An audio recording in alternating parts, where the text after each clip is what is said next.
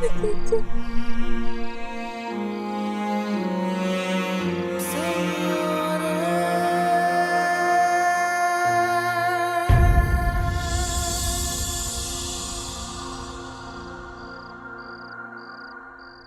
कैसे हो सकता है?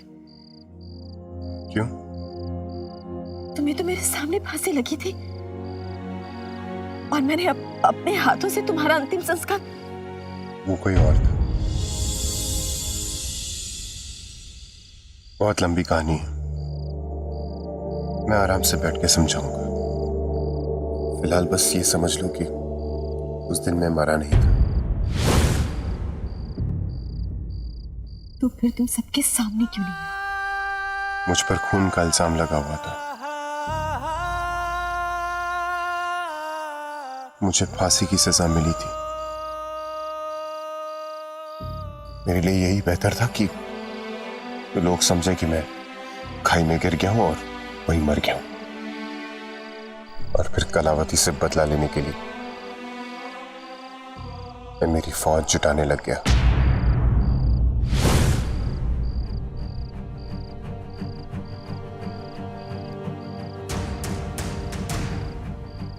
नकाबपोशों की फौज है ना? और उसके लीडर भी तुम हो। इसका मतलब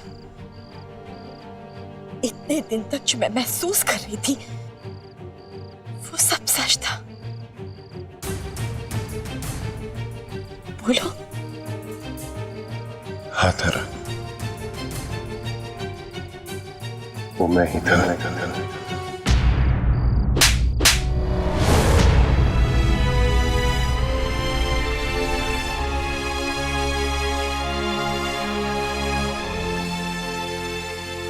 मैं तड़प रही थी, मृत्युंजय के लिए तड़प रही थी मैं। और तुम मुझे तड़पता हुआ देख रहे थे। मुझे दिलासा देना जरूरी नहीं समझा, मुझे गले लगाकर समझाना जरूरी नहीं समझा, ये बताना जरूरी नहीं समझा कि तुम जिंदा हो।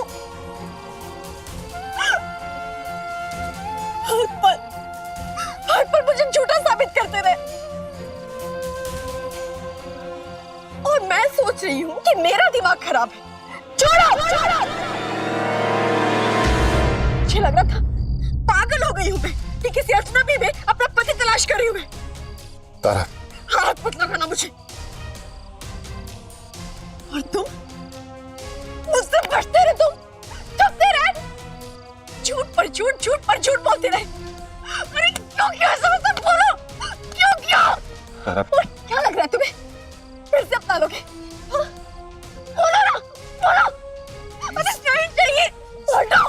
तारा मेरी बात सुनो। तारा, मैं तुम्हें कमजोर नहीं करना चाहता था। मैं चाहता था कि तुम्हारा दर्द तुम्हारा हथियार बन जाए। कलावती से तुम तुम्हारा बदला ले लो, तुम उसके खिलाफ जंग छेड़ दो, उस सब के लिए जो उसने तुम्हारे साथ किया है। बस यही मेरा इरादा था। शायद मेरी सोच गलत थी। मुझे माफ कर दो। तुम मेरी बात सुन रही हो ना? सब सुन रही हूं मैं, सब समझ रही हूं मैं, और तुम्हें माफ नहीं कर पा रही। अरे कैसा प्यार है तुम्हारा? हाँ? मुझे दर्द में देखकर भी तुम्हें जरा भी दर्द नहीं हुआ। मुझे तकलीफ में देखकर तुम्हें तकलीफ तक नहीं हुई। अरे हटो। और मुझे रोता हुआ देखकर तुम्हें आंसू पोंछने का मन नहीं किया। नहीं चाहिए मुझे तुम्हारा प्यार, नहीं चाहिए, नहीं चाहिए। नफरत करती हूं मैं। I hate you, I hate you, I hate you, I hate you।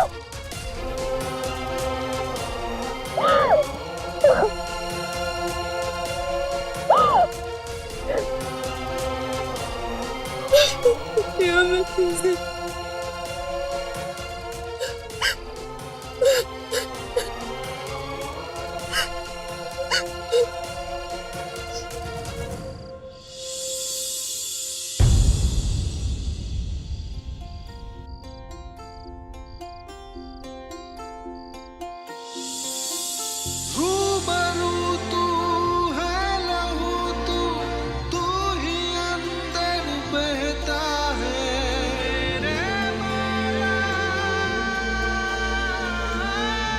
बहुत रो लिया, अब मुझे माफ भी कर दो।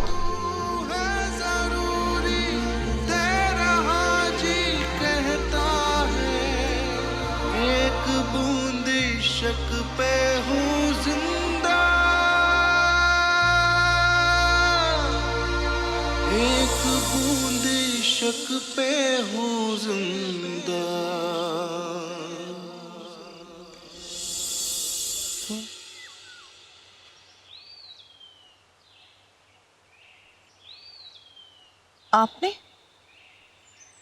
आपने और पापा ने मिलकर मृत्युंजय को बचाया।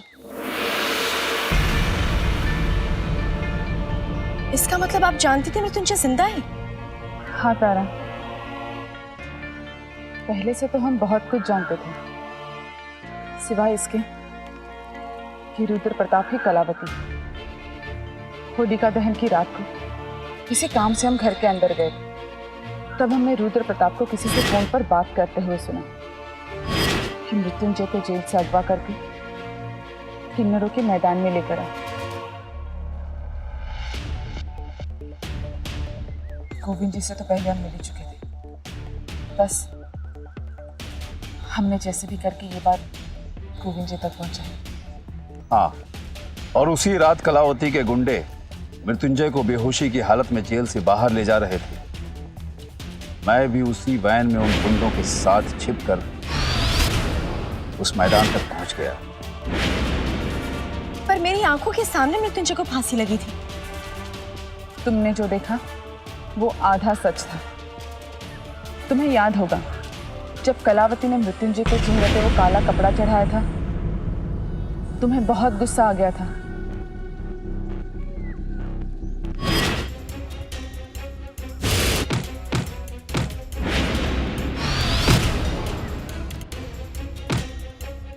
तुमने जिसे फांसी पर चढ़ते हुए देखा वो मृत्युंजय नहीं, बल्कि कलावती का एक गुंडा था, जिसके सर पर मैंने जोर से एक डंडा मारकर बेहोश कर दिया था। और उसके बाद निर्मला जी और मैंने उस बेहोश गुंडे को मृत्युंजय से बदल दिया था। पर मैंने जब लाश को नीचे उतारा तो मुझे पता कैसे नहीं चला? तारा, कलावती ने किन्नरों से कहा था कि मेरी लाश पर पत्थर बरसाएं, इसीलिए लाश का चेहरा एकदम लहूलुहान हो चुका। ये सब देखकर तुम इतनी टूट चुकी थी कि तुम्हें एहसास भी नहीं होता कि लाश किसी और की हो सकती है।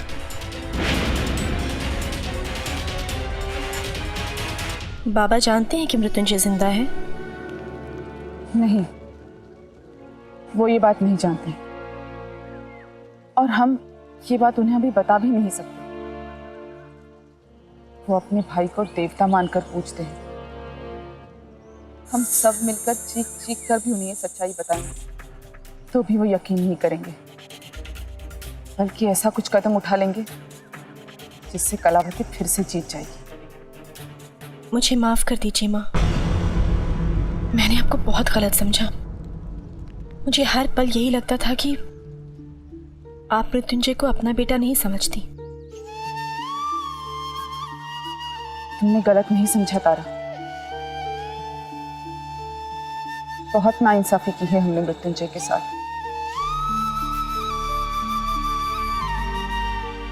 हमें अपनी गलती का एहसास तब हुआ जब हमें ये पता चला कि मृत्युंजय हमारा बेटा है। रुद्र प्रताप ने इनसे कहा कि इनका बच्चा पैदा होते ही मर गया। बच्चा पैदा होते ही मार देना। निर्मला कुछ पूछेगी तो हम समझा देंगे, ठीक है? जबकि उस बच्चे को मेरे हवाले कर दिया गया, मुझे दे दिया गया था कि कहीं दूर ले जाकर उस बच्चे को मैं मार दूं। पर उस नवजात को मैं नहीं मार सका। मुझसे यह पाप नहीं हो सका। और किस्मत का खेल देखो कि आज वही बच्चा अनाथ आश्रम से उसी घर में लाया गया जहां उसका हक है। तारा, जयराज जी ये नहीं जानते कि मृत्युंजय हमारा बेटा है। प्लीज वादा करो हमसे कि तुम ये बात जयराज जी से कभी नहीं कहोगी। आप फिक्र मत कीजिए सासू माँ, मैं आपसे वादा करती हूँ ये राज राज ही रहेगा। उस कलावती ने बहुत पाप किए हैं और सबसे बड़ा पाप एक माँ से उसके बेटे को छीना है और उसे उसकी सजा हम दिलाकर रहेंगे। उस रुद्र प्रताप का सच सबके सामने इस तरह रखेंगे हम। इस बार कितनी भी कोशिश कर उसे झुठला नहीं सकते। उसकी जिंदगी को हम सब मिलकर नर्क बना देंगे। कलावती की ऐसी बाजी पलटेंगे कि हमारी जीत होगी और कलावती की हार।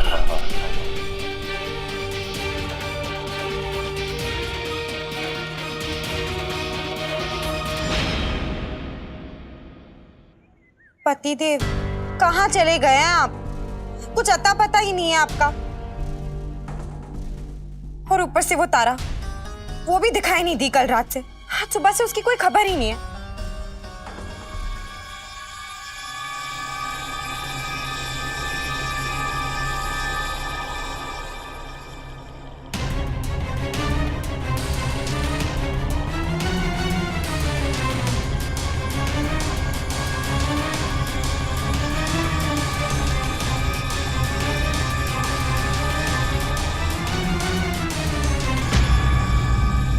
आपको तो मालूम है ना कि अगर वो नहीं मिली तो फिर क्या होगा?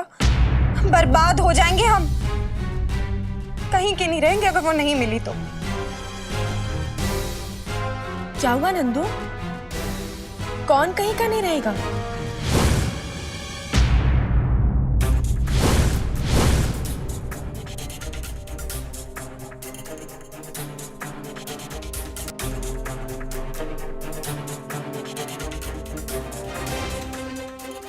कहाँ से आई? अरे अपने कमरे से आई, और कहाँ से आऊंगी? बकवास मत कर। 2 बार चक्कर काटे मैंने तेरे कमरे के, तू वहां पे नहीं थी। तेरी आंखें कमजोर हो गई।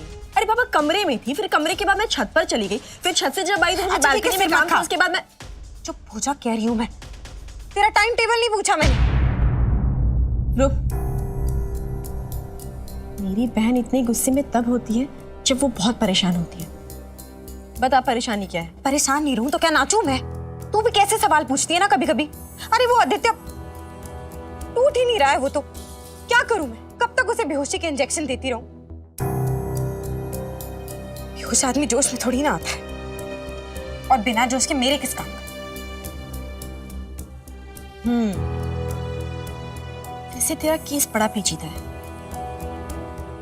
पर मुझे क्या लगता है आदित्य को तोड़ने के लिए मुझे ऐसे किसी को इस घर में लाना होगा जो उसके सबसे ज्यादा करीब।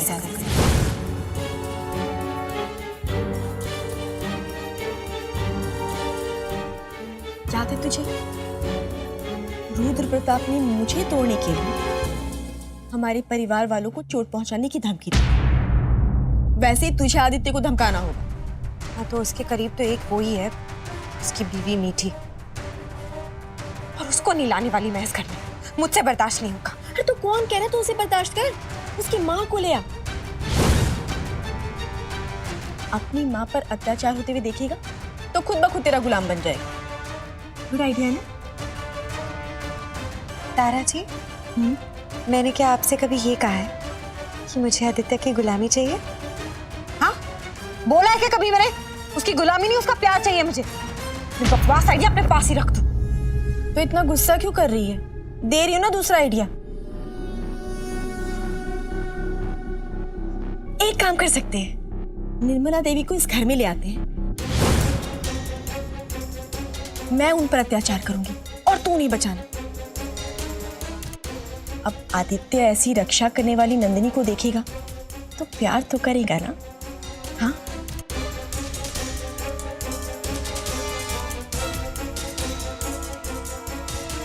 हाँ, ये सही रहेगा। अरे पर फिर से पर अरे लाएंगे कैसे उसे यहाँ पे? मैं हूं ना, और तू तो अपनी तारा को जानती है ना, ऐसे छोटे मोटे काम तो मैं यूं कर देती हूँ, यूं। तू बस एक बात का ध्यान रखना, निर्मला देवी के सामने अबला नारी बनने की एक्टिंग करते रहना, जिस पर मैं बहुत अत्याचार करती हूँ, समझी? अपनी तारा पर विश्वास नहीं है तुझे? तू एक काम कर, मेरे साथ चल, वहां से छुप कर देखना कि मैं निर्मला देवी को उस अस्तबल से कैसे लाती हूँ, ठीक है? मुझे कलावती के नहीं होने का फायदा उठाना होगा और एक एक करके घर वालों को घर वापस लाना होगा।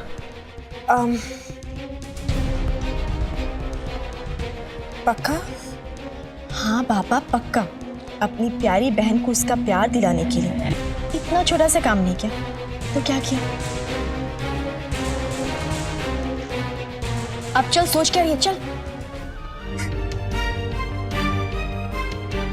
क्या हुआ मॉम? आप बार बार घड़ी की तरफ ही देख रही हैं? नहीं, हम बस समय देख रहे थे। हाँ,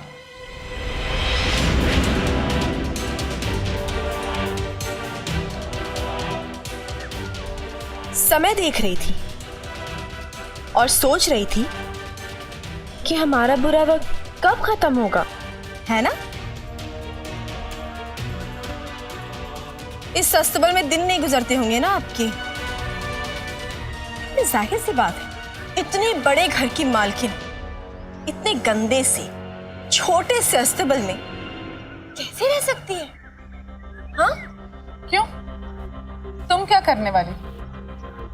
इस गंदे से छोटे से अस्तबल 5 स्टार होटल बना दोगे? नहीं नहीं सासू माँ, नहीं। तू क्या बुलाती है इन्हें? मॉम, सासू मॉम। मैं तो एक आपके फायदे का प्रस्ताव लेकर आई। आप ऐसा क्यों नहीं करती? आप हमारे साथ शेखावत विला में क्यों नहीं रहते?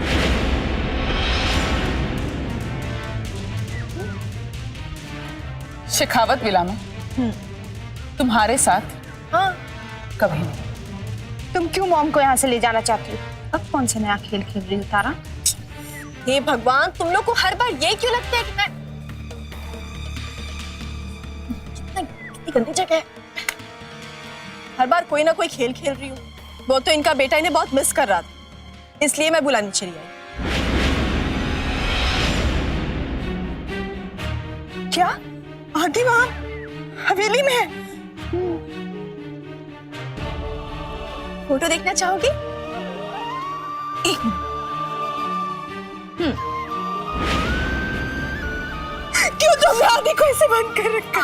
मीठी, तुमने क्यों बांधा हुआ आदि को ऐसे?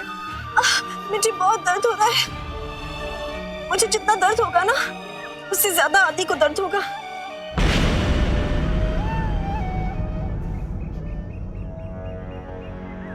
अब चुपचाप सासू मॉम को बोलो कि वो मेरे साथ घर चले। मॉम, आप प्लीज इसके साथ चली जाइए। मीठी, मैं चली जाऊंगी तो जयराज जी को क्या बताएंगे? अब बाबा की चिंता मत करिए, मैं उन्हें संभाल लूंगी।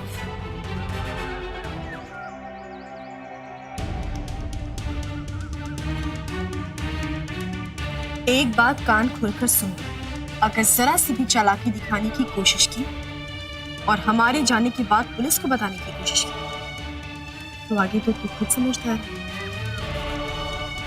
मैं पुलिस को नहीं बताऊंगी, तुम चिंता मत करो, पर इस मेरे आदि को चोट मत पहुंचाना। कसम से पक्का, मैं तेरी आदि को बहुत अच्छे से रखूं, खाना पीना सब टाइम पर दूं। अब चले सासू मॉम। मीठी, अपना और जयराज जी का ख्याल रखना।